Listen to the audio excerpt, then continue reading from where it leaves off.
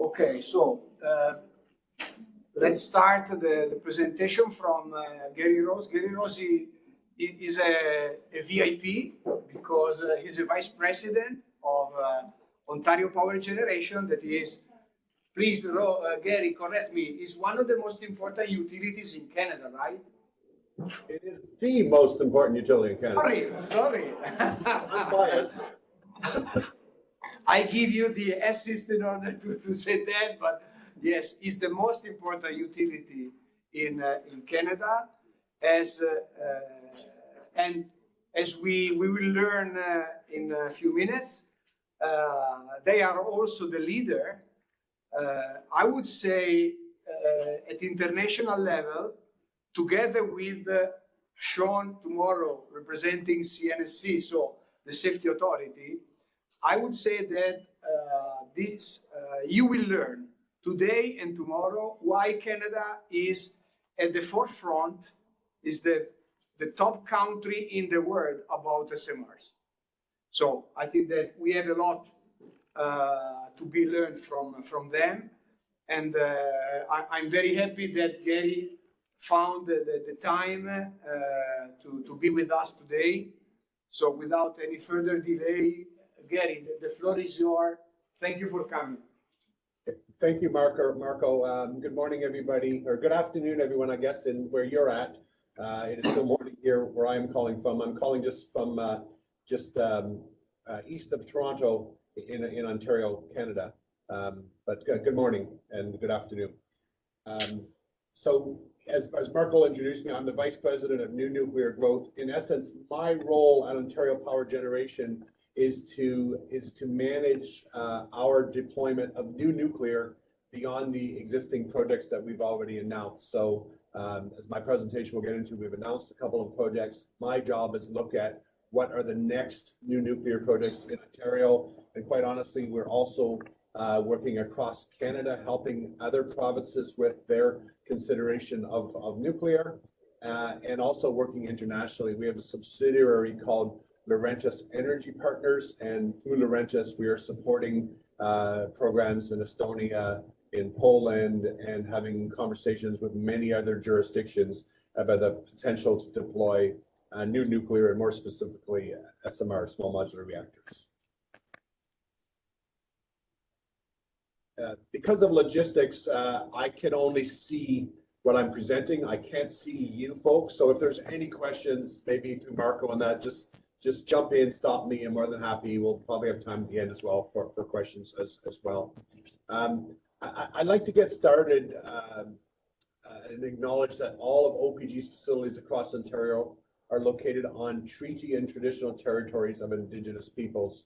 Our relationship with Indigenous peoples in Canada has not been the greatest, and we are trying to fix that. We are acknowledging the fact that the Indigenous people were the first settlers of the original owners of our land, and we are settlers on their land, and they have cared for our land for thousands of years before us, and have a role to support us as we deploy new nuclear. We often say that net zero is not possible without new nuclear. In Canada, we say new nuclear is also not possible without Indigenous partnerships.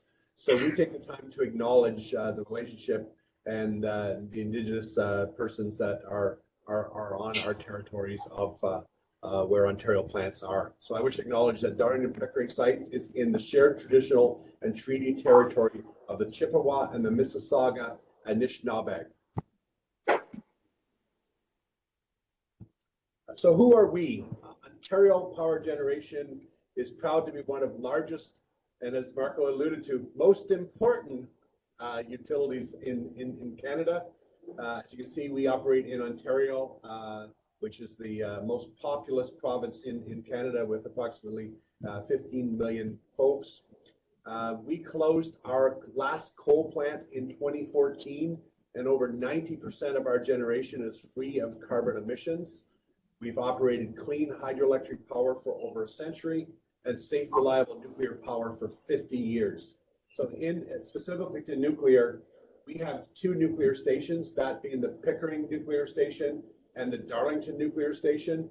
And we also own a station called the Bruce Power Site, which is leased to a company called Bruce Power, who is the operator of that. So we have 3 sites for a total of 18 nuclear reactors on those commercial sites. They are all can-do technology. Plus, there are other small research reactors at different facilities throughout Ontario. And our Pickering site is the oldest site. Like it's been operating for close to 50 years. Our total generating capacity in Ontario is 18,900 megawatts. The size of where we are. And not only do we do business in Ontario, we also have some investments in hydroelectric stations in the United States. And we also have a subsidiary called Otura Power, which is a combined cycle gas-powered plant as well.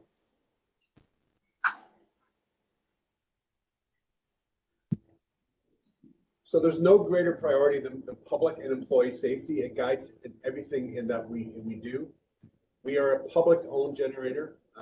Our single shareholder is the province of Ontario, and we strive to contribute to the well-being of our communities. We are a rate-regulated utility for the most part. All of our nuclear is rate-regulated, and we have to go to the Ontario Energy Board and present our cost of power, and we get an approved rate of return for that power. And as such, we are 40% less expensive than the average for all other Ontario generators. So we help reduce, we moderate, Ontario Power Generation moderates the cost of electricity in Ontario. And being the fact that we are a Crown Corporation of the province, we do all of our work safely, conscious of the environment and conscious of the communities that we operate in. I'm going to go through these next couple slides very importantly, but just to acknowledge that our commitment to community engagement is extremely important. We have a license to operate, but that doesn't, in our opinion, it doesn't give us a right to operate in the communities. We look at, we have developed what we call a strong social license through consistent and meaningful engagement with our communities. And it's that social license that gives us the right to operate in the communities that we are in. If the communities didn't support us being in that community, we likely would not be in that community. So this is an important point that we continue to strive to be excellent community citizens and work very closely with the towns that we're in. We're also committed to Indigenous communities. We have issued out a reconciliation action plan, which commits OPG to doing certain things, financial commitments, supply chain commitments, hiring of Indigenous persons in our community, creating training opportunities and business partnership opportunities with the Indigenous communities. It's a big commitment that we have made, and we've written it all down. You know, we live by the adage of what you measure gets achieved. We've written down our plan, and we will measure our performance against that plan and publicly communicate our progress. And so getting back to that social license, this is just a little snapshot of all the things we're doing in the community. My message in these first 3 slides is very simple. We are operating nuclear plants. Our relationship with the community that we operate in is extremely important and critical to our success. So I want to shift now to climate and get into this storyline of new nuclear and specifically SMRs. So OPG in 2020 released our first ever climate change action plan. You know, it's our first ever formal climate change action plan. That doesn't mean we woke up in 2020 and decided to be climate conscious. Getting back to my earlier comment, in between 2005 and 2014, we closed all of our coal plants in Ontario. We had in 2005, 53 smog days where, you know, the pollution was so high that it was challenging for those people that had breathing problems to go outside. We have not had a smog day since 2015. So that's just a sign of the value that closure of our coal has the health of the citizens here in Ontario. And the backstop, what enabled us to close those coal plants was a combination of renewables, but nuclear played a big role in allowing us to close those fossil plants down. So our climate change action plan is to be a net zero carbon company by 2040. That means all of the power that we produce is free of carbon. And the whole goal here is to enable a net zero carbon economy for those folks in Ontario by 2050. So our belief is that we need to have carbon-free energy in order to decarbonize heavy industry, residential heating, and things of that nature. We need to, in order to achieve net zero by 2050, we need to be the leader in that. And we've taken a number of actions already to advance this plan, including the refurbishment of our existing nuclear fleet to allow them to operate carbon-free for another 30 years, as well as the SMR program that we're launching, and a number of other programs, including looking at hydrogen production and expansion of our hydroelectric systems wherever that is feasible. So Ontario's, like many jurisdictions, as we drive to net zero, we believe that in order to fully decarbonize the economy, we will more than double the electricity demand in the province from currently less than 150 terawatt hours to what looks to be over 300 terawatt hours. So over 200 terawatt hours by 2050 in the net zero scenario. And that's if we fully decarbonize all heavy industry and all residential heating, et cetera, in Ontario. So the growing demand for electricity power in Ontario is increasing. Our province, there's more, it's growing as well with more citizens in Ontario. And the long lead times for clean generation really requires us to get going now. So OPG's existing sites provide a running start for Ontario to advance its energy transition. What I mean by existing sites, we closed down a number of fossil plants a number of years ago. Those sites have grid capacity at them, and they are perfect places for us to deploy further small modular reactors and or new nuclear in the next coming years. So why nuclear? Many nations opt for nuclear energy to meet their climate objectives, and uptake by countries is increasing. And that's evidenced by the conversations that we are having here in OPG with countries like Australia, who have outlawed nuclear, Estonia and Poland, who are not nuclear countries, and a number of other conversations that we're having. There's substantial looking at nuclear. Countries are looking at nuclear for the opportunity to meet their climate objectives and achieve net zero. We believe that net zero is not possible without nuclear. The new technologies that we have achieve the climate change goals. They also have advancements in safety. They provide long-term growth in electricity demand, and they provide energy security. Nuclear energy provides 15% of Canada's electricity supply, but 60% in Ontario. So, and nuclear avoids 50 million tons of carbon dioxide every year in Canada. That's today. And by the way, this picture here on the screen, this is our Darlington nuclear generation plant, which is where I'm currently located. I'm currently just located west of this plant. And the lands above that plant here is a location for our first small modular reactor project that I'll speak to shortly. So I said as part of our net zero plan, one of the things we are doing is refurbishing our existing Darlington refurbishment plant. So we started that project. I actually spent over a decade on that project. We started in 2008. We spent a number of years planning, so up to 10 years of planning and 10 years of execution. We started the refurbishment of Unit 2 in 2016, and we returned that to service in June of 2020, 44 months later.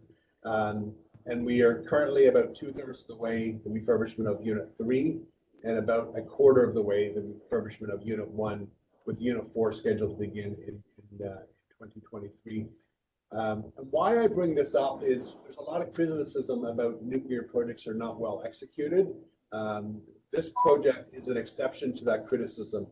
We formulated a budget of $12.8 billion. That's the budget that we took to our Ontario Energy Board in 2015. And we are currently completed Unit 2 and well underway on the other units. And we are on budget and ahead of schedule and expect to refurbish these 4 units in within the $12.8 billion investment that we've made. Plus, in doing so, we create 30 more years of reliable, safe, low-cost power for Ontario from our existing Darlington nuclear plant. Bruce Power, who is the Bruce site, which is the site that we've leased, they are also in the process of refurbishing their units to provide 30 more years of power. So the point here is we've demonstrated that we can change the narrative on large nuclear projects, and with planning and well-planned execution, we can be successful in deploying large new nuclear projects in the future as well. So shift to the conversation of SMRs. So going back into 2019, Canada looked at SMRs as a moment of opportunity, and we had our 3 provinces, 2 provinces with nuclear and 1 interested in nuclear, signed an agreement, and we created this roadmap for small modular reactors. And so that was 3 of our 10 provinces, and a 4th province, Alberta, has since joined this plan. But this plan just lays out the strategy on how what we need to do in order to roll out SMRs in Canada, and provides a list of key findings and observations. But generally, there's a consensus of the need for nuclear, and we've approached the deployment of nuclear in 3 streams, which I'll talk about on a subsequent slide. But this document is readily available on the web, and is a good primer as to the basis for Canada's SMR program. So why SMRs? SMRs are a type of advanced nuclear reactor, the next evolution of nuclear energy. They're designed to be smaller. We also refer them S and SMR as small, but we also think about them as being safer, simpler modular reactors, and standardized modular reactors, meaning that you can produce these in a factory and deploy them. But because they're smaller, they're the same size of large reactors, but because they're smaller, the predictability of deploying these from a timeline, a cost and schedule, etc., is more predictable, and therefore makes them more attractive than the high cost and schedule, the capital investment of a large scale new nuclear project.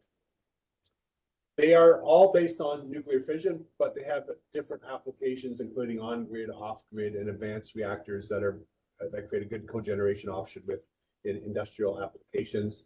And most of the technologies here are based on technology that's been around for 50 plus years. So it's really just an evolution of past reactors in a different format to make them easier to deploy, simpler to operate, safer, etc. So some of the key benefits and features and benefits, as I said, smaller. They have a smaller physical size and land footprint. So they can go in places where a larger nuclear plant could not go. And they become very attractive to fossil sites, a smaller fossil site that may have had a 300 or 400 megawatt fossil plant, that you can now put a 1 or 2 SMRs on that and to connect them to the existing grid. They have existing enhanced passive safety features. They're modular, reduced project cost and schedule. The fueling, some of them can operate for many years on 1 fuel load. The ability to integrate with other renewable projects, good for off-grid, et cetera, et cetera.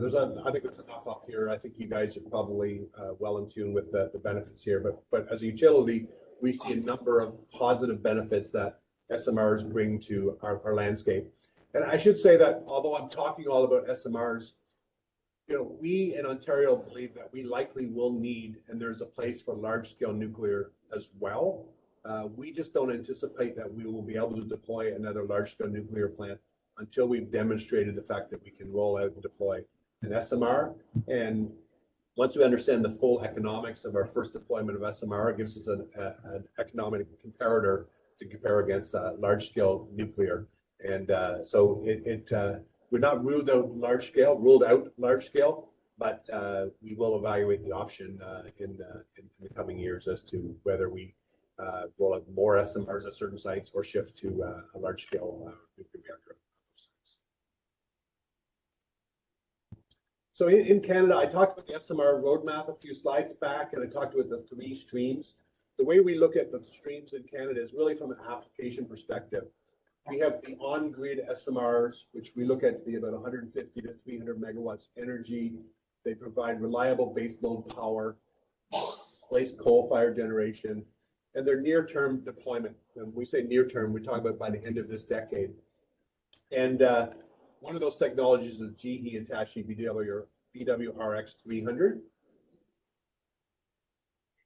This is the technology that we've selected, and we are deploying in Ontario to meet this on-grid SMR need. The second stream I will talk to is what we refer to as advanced reactors, so generation 4 reactors, 10 to 150 megawatt. They create high temperature steam, so they're good for heavy industrial applications, for district heating, desalination, for clean energy, clean drinking water, etc. And we look at these to be deployed in the early to mid 2030s. So a little bit longer from our perspective, deploying here in Ontario and Canada. We expect them to do a little bit longer than the on-scale grid SMRs. And technologies that are in this space in Canada are ARC, Moltex, and when we did our evaluation, we also had a good look at X Energy. And there are others, but these are the list that we focused on. And then we have these off-grid or micro modular reactors, the 1 to 10 megawatt reactors. They're ideal for remote industrial and off-grid communities. And if you look at the landscape in Canada, a large portion of the population is in the south end of Canada, very close to the Canadian-US border. I think there's over 90% of the population lives within 50 miles of the US border, so to speak. But we have a large indigenous population, remote mining, etc., that is not connected to the grid and currently are serviced by diesel engines. We see an opportunity to replace those diesel engines with these micro-modular reactors, and not only provide reliable, clean energy for those communities, also provide steam for greenhouses or steam for heating or any industrial application for those small communities or mines need to deploy. We have a project. We're working with, we have a joint venture called Global First Power, working with Ultra-Safe Nuclear Company to deploy a development project in our Chalk River site in 26-27 timeframe. Boost Power is also working with Westinghouse and Vinci for a similar application here in Ontario. So to summarize, we have a project underway on the on-grid SMRs. We have a project underway on the off-grid SMRs. We currently do not in Ontario have a advanced reactor technology, but we will be. We are looking at selecting a technology to decarbonize industry in Ontario, and that announcement is probably will be made in the next weeks to a couple months. So we will have SMRs covering all the applications that we see in Canada. And when I extend that a little bit beyond Ontario, which is in the middle here, there are opportunities. New Brunswick has got some projects underway with the ARC and Moltex technology. The Moltex technology is very interesting because its fuel source is used CANDU fuel, which is a really great opportunity to close the waste stream. We see remote mining opportunities in Northern Ontario. We see grid scale, grid-sized SMRs in Saskatchewan. And last week, Saskatchewan announced that they are following OPG's lead and have selected GEH BWRX 300 for their grid scale need. We'll continue to work with them on their industrial application need as well. Alberta, the oil sands, they currently use or operate 27 thermal gigawatts of combined cycle gas turbines to create steam for extraction of oil from the oil sands. We're in ongoing discussions with the oil sands company about the potential use of advanced reactors to create steam to decarbonize their processes.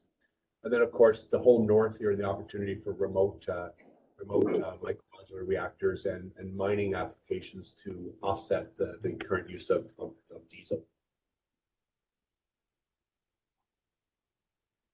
So why would OPG go about and do this? You know, our CEO, many leaders have basically said, we don't want to be first. Our CEO basically said, why wouldn't we want to be first? We have operational experience, expertise. We are recognized by our strong operating performance. We have a strong nuclear supply chain here in Ontario and Canada, based on the refurbishment projects that we've initiated over the last decade. We have project execution success with our refurbishment program. We have highly trained staff. So recognizing these projects are risky, there are also opportunities by taking our expertise and leading the market in deploying these reactors and being a leader to deploy these reactors outside of Ontario, across Canada, and internationally. It creates export opportunities for Ontario, and also helps us, it helps us to develop our relationships with other countries from a nuclear perspective that can transcend to other opportunities in countries like Estonia and Romania. We've got ongoing work, and Poland, and many other jurisdictions that we're in place. So we are, Marco, you talked about us being the most important utility, and where we are. You kind of pre-stated what I was going to talk about here. We feel, and we hear it from everyone, the world is watching us. We believe that we are leading the world in new nuclear development with the announcement of our BWRX project to deploy grid scale reactor. That was followed by Saskatchewan. We've got this project, as I spoke about, the Global First Power by Ultra Safe Nuclear Corporation, to be in service by 26-27. And we're also evaluating technology for an advanced high temperature reactor for industrial use. And we will look to deploy a reactor by early to mid 2030s to demonstrate its ability to decarbonize heavy industry.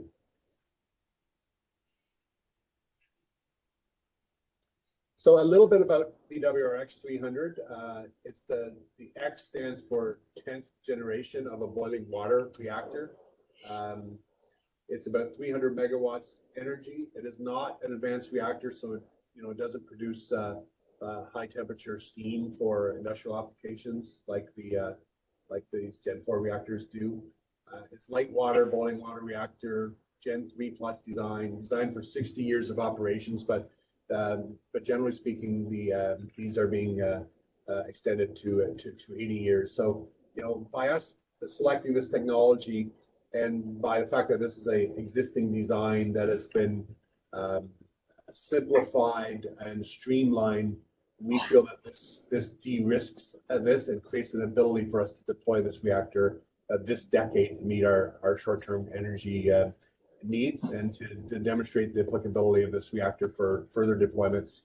We have approval to deploy only one of these reactors at Darlington, but we have a plan to deploy 4.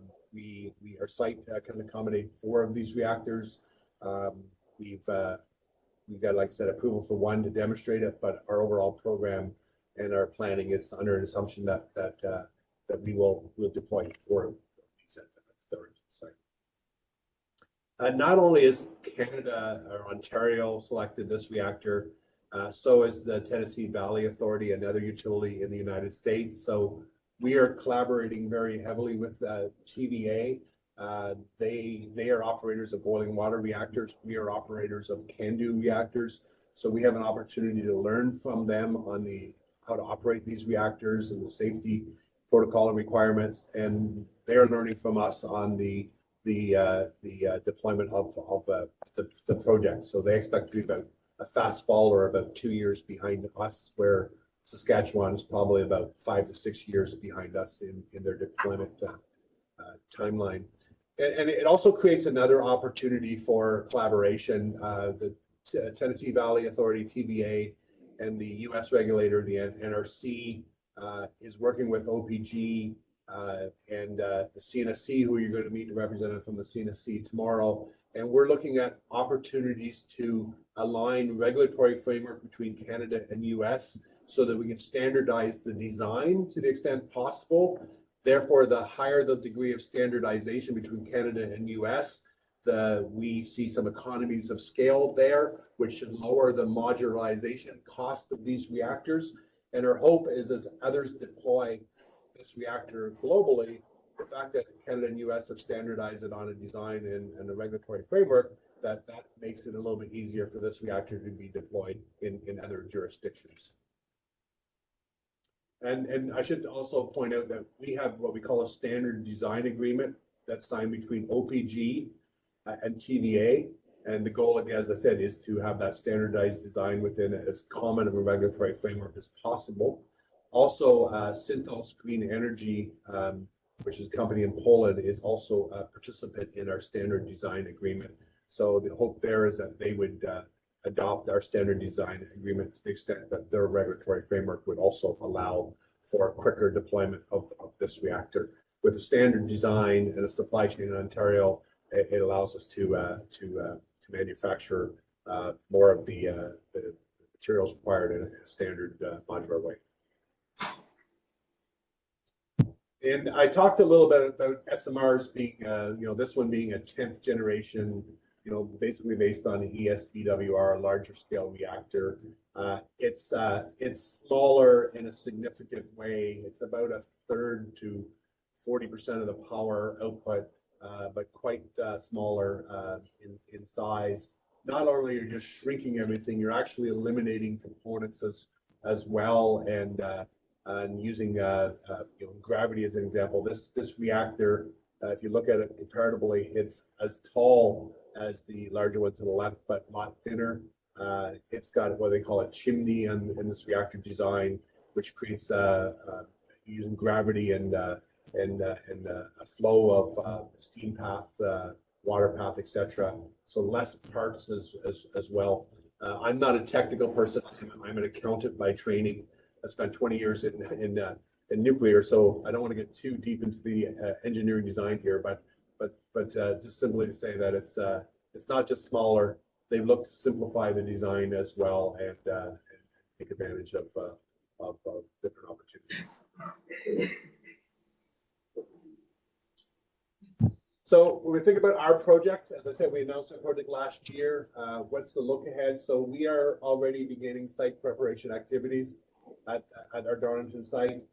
And this year we will apply to the CNSC for a license to construct. So we will start submitting that license to construct application this year with the goal to gain approval in 2024 and start the actual excavation and construction of the plant in 2025, with the goal to have that construction complete in 28 and in service in late 28, early 29. We are also doing a further refinement as the design advances. We're doing a further refinement of the cost estimate. We will present that to our board later this year. We're following a bit of a stage gate process. So our goal is to get the estimate to a class 4 estimate and project plan, and we'll take that estimate to a class 3 by 2024. So combination of the approval from the CNSC to allow us to commence construction and the class 3 estimate in 2024, those two inputs will allow us to move forward with the actual construction of the first SMR. So it's not many years away, it's a few years away, but it's a product that we will have in service this decade. We're continuing to collaborate with GE Hitachi on design, engineer, planning, and licensing, and other SMR deployers like TVA and Synthos Green Energy and Saskatchewan. Just a little bit about the Global First Power project. It's an off-grid project. It's using ultra-safe nuclear companies' technology. The goal is to deploy this. It's 5 megawatts energy, 15 megawatts thermal to fuel once for 20 years. And our goal is to have this in service later this decade as a demonstration project for remote applications. And I wanted to just touch, so I've talked a lot about is our selection of of the GE's BWRX 300 and our plans there, a little bit about the micromodular reactor, and a little bit about the advanced reactor technology. We often get asked, well, how is it that what was your process you went through to select these technologies? So I throw this in here for your interest. We did not go through an RFP process. We did basically a down select process. We started with 150 reactors and we evaluated them from perspective of what Ontario needs, which was grid scale power this decade. And we took 150 down to 10, down to 6, down to 3, did our final evaluations, and across these 11 different areas. So everything from compliance to our EA. The Darlington site already has a environmental assessment. It's the only licensed site for new nuclear in Canada. So we needed to make sure that whatever technology we chose was compliant to our EA.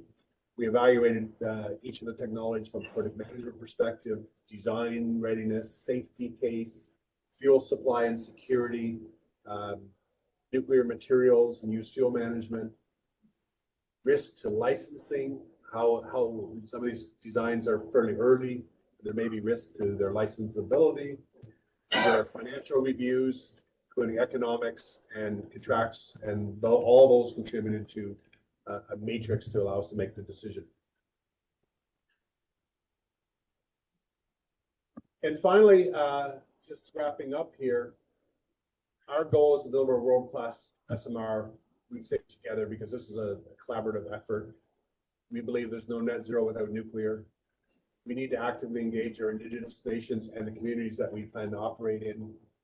We need to continue to educate. There's lots of education going on, lots of excitement from the industry, but we need to educate those that are not aware of our industry and our partners, but our communities. You know, I spent a lot of time going to conferences with a lot of like-minded nuclear folks. We need to start telling the story outside of those groups to the folks that are learning and have questions about nuclear deployment. We need to be a world leader in SMR deployment. I think we've already made some really great steps to being that, and be a catalyst for SMR growth in other jurisdictions. We are hopeful that other countries deploy SMRs, whether it be the technology that we've chose or otherwise. We would love to see. We believe that nuclear is important and needed for climate change, and we're going out of our way to do what we can to support other jurisdictions in advancing their programs in order to achieve our climate change goals ultimately. So we believe that net zero will not be achieved without nuclear. We've taken a number of actions to address the climate change. We are experienced and we are showing global leadership and leading the way and helping others as they deploy nuclear. So that is the end of my my formal presentation, Marco and group. I hope I've covered some areas of interest to you, and I'd be more than happy to take any questions that you might have. Thank you, Gary.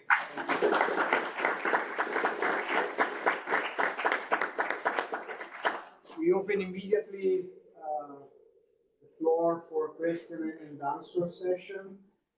I'm really sorry, Marco. I find it very difficult to hear you. Can you hear us? I can hear you now, yes. Okay. So let me immediately open the floor for question and answer. I would like to start with a question from Hamed online. He's asking, Canada has a long history of designing, licensing, and operating heavy water, the CANDU type reactors. So why you didn't focus on an SMR concept with heavy water and natural uranium technology? So that is correct, and you know we still continue to operate CANDU reactors in Canada and will for the next 30 plus years. We are continuing to work with CANDU Energy on potential opportunities for CANDU large reactors. But when we went through the process, the CANDU really did not have a design in the small reactor space. We basically considered can do sixth generation technology, but it's not. It's so we did the comparison. They just don't have an application at this point in time, and I think there's also some. We wanted to also look for technologies that we felt were deployable globally. Not that Canada, not that CANDU can't be, but there are many other SMR technologies that were much farther along and advanced and progressing, and we wanted to be a part of that movement. That's clear. Thank you, Gary. A question from the floor. I have one about your strategy, your program of deployment. Are you planning to operate OPG? Will be also the EPC, so the engineering, procurement, and construction authority in the strategy of deployment SMRs, or not? Or will you use will you contract another company? So very good question, Marco. Maybe I'll answer this in a couple different ways. In Ontario, for the projects that we are initiating here, specifically the Darlington new build project, the BWRX 300, we are actually working with GE and a constructor and an architectural engineering company to have an integrated project delivery approach. So not an EPC. There will be engineering, procurement will be done by others. There will be a constructor, but we will have a standard agreement that we all sign up to and work in a collaborative, integrated way. And I'll tell you why we did that. So we, as I said earlier, we deployed, we started off with the Darlington refurbishment project.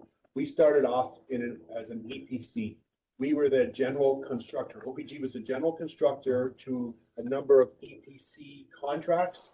One for the nuclear reactor side, one for the turbine, one for the balance of plant, etc.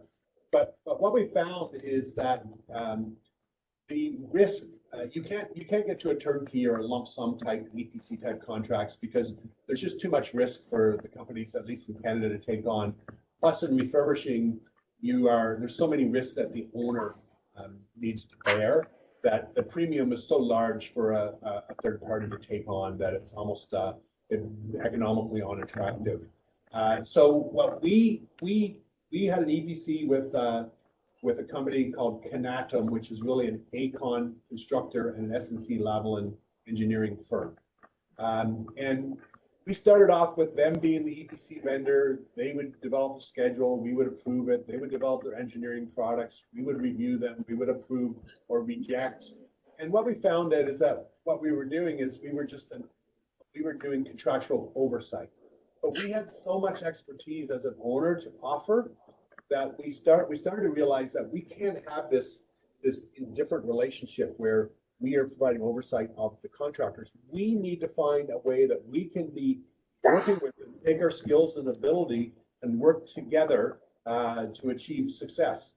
So we started to move from a EPC environment to what we called a one team approach, where we looked for best athletes, whether they were on the contractor side or the owner side, and we integrated them together.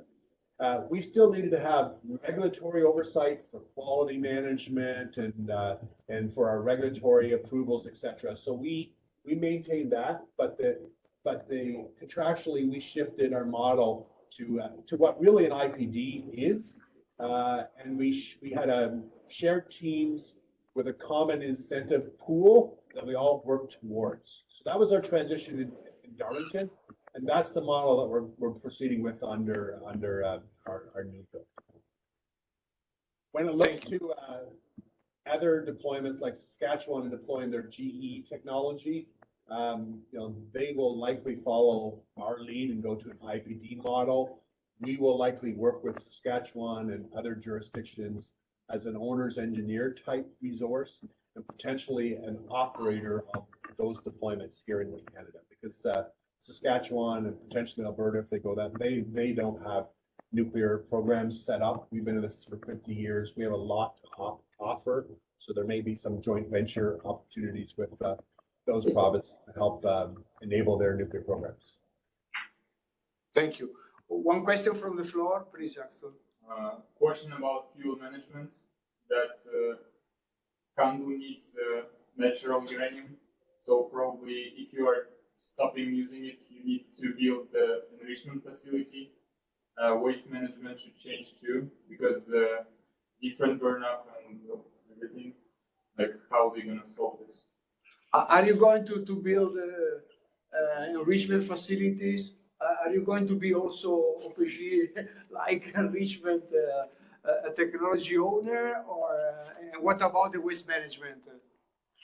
Yeah, so all good questions. We're evaluating the long-term opportunity for Canada in, obviously much of the uranium, we have the largest uranium deposit in Saskatchewan, so much of the uranium comes from Canada.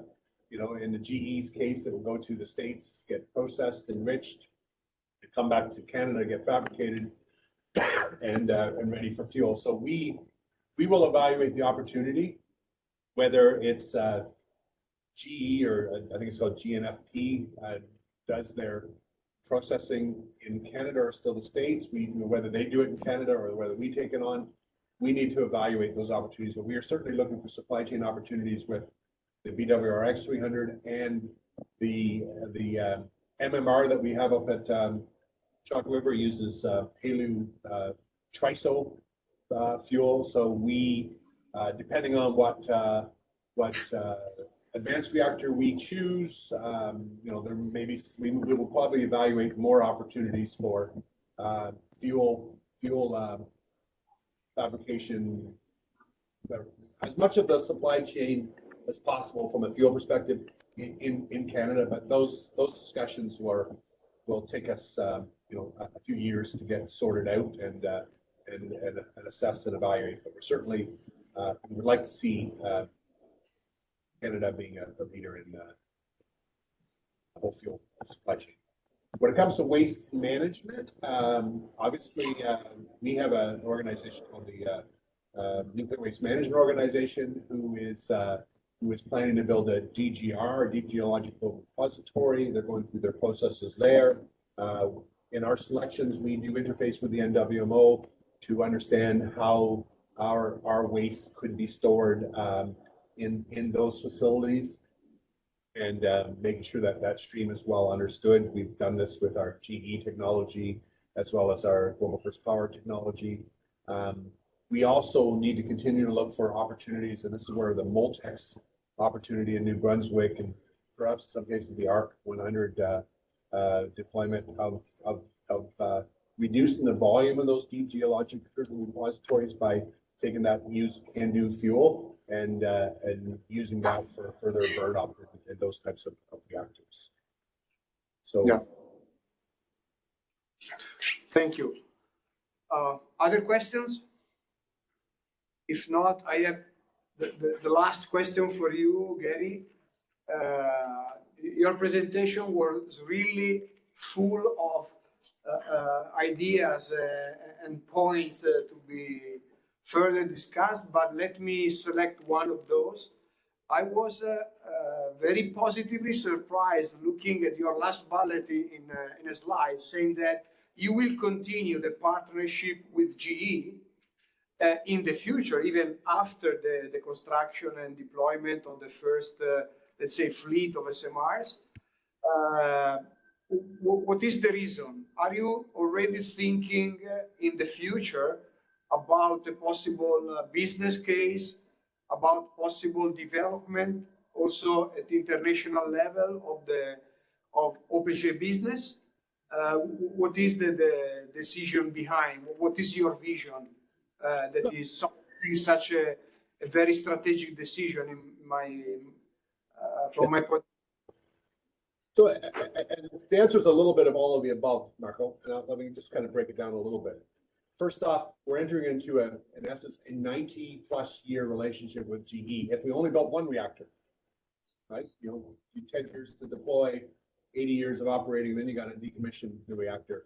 And we expect to build more than one. We expect to build 4 at Darlington. We're evaluating our other sites in Ontario. Remember the slide where I showed you the gap, 2 times the terawatt hours?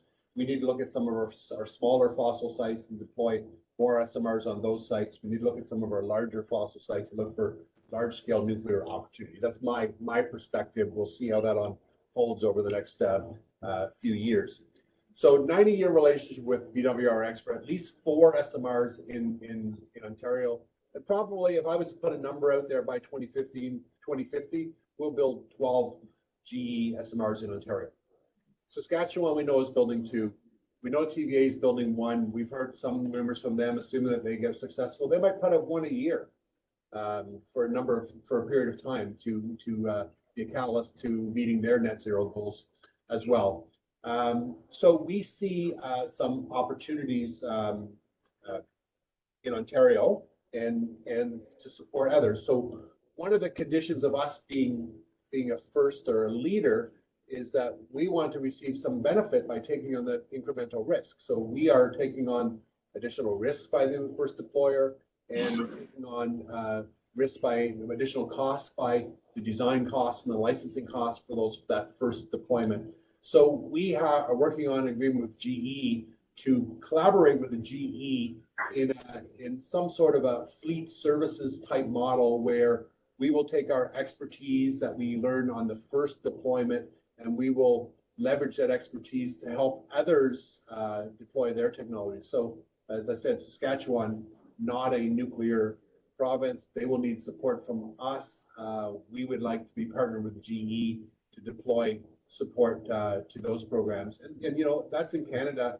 There are opportunities internationally as well to establish some commercial opportunities to help other countries move forward by providing fleet services or owner's engineering type services through our large partners or other support to help other jurisdictions advance their programs. So it is, you know, we're already in the relationship, we're committing to the relationship, and we see business and commercial opportunities to be in this for the long haul. And we see the benefit of us being a highly recognized operator to help others who don't have that experience, to help other jurisdictions get to the nuclear promised land.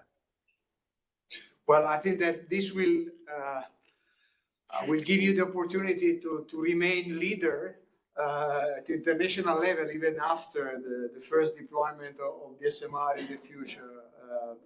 Very, very good. Okay, before leaving you, just a last curiosity. You mentioned Canada, or I don't know, only Ontario or the whole Canada, carbon-free by 2050, right? Yeah. What about hard-to-abate areas? What about, for example, mobility? Because I don't know whether you may know that will be forbidden by 2035 in Europe to buy internal combustion engine cars. So I will not be able to buy a Ferrari after 2035. What about your situation? What about mobility? What about this issue of abating the greenhouse gases, looking at the whole story, so the whole energy sector?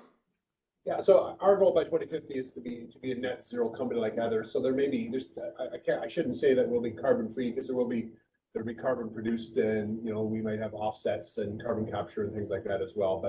But so our Ontario has not, at least to my understanding, a policy yet on not selling gas cars, traditional combustible engines. Maybe they have. I'm just not close enough to it right now. We're not waiting for those announcements. So we are right now we are working. We have a company called Power On that's working with the Toronto Transit Commission, which is the largest public transportation company in Canada, to set up to basically decarbonize their bus network. So through battery charging and powers and potentially hydrogen in the future. So we are demonstrating the ability to do those things. And you know, as my earlier comment, by 2040, our goal is to have sufficient energy to allow. There's no point in everybody jumping onto electric vehicles today. If this happened overnight, we wouldn't have enough power to provide that energy. So we'd have to fast start some gas plants or fossil plants to meet it in the short term, which is not what we want to do, right? Or buy from other jurisdictions through peaking loads, right? So our goal is to look forward to what's needed and to have clean energy production to be able to support that, and to be able to, through companies like our subsidiary Power On, to be able to work with some of these major transportation companies to demonstrate that this can be achieved. Thank you very much, Gary. Thank you for the seminar. And we will be waiting for you in Italy sooner or later. Okay, I look forward to visiting you all, and thanks for the time, Mark. You've got my contact information with my presentation. You can share it, and folks, your students can feel free to reach out to me at times in the future if they feel that I could answer a question or two for them. Very good. Thank you. Thank you once more. Bye. Bye. Have a good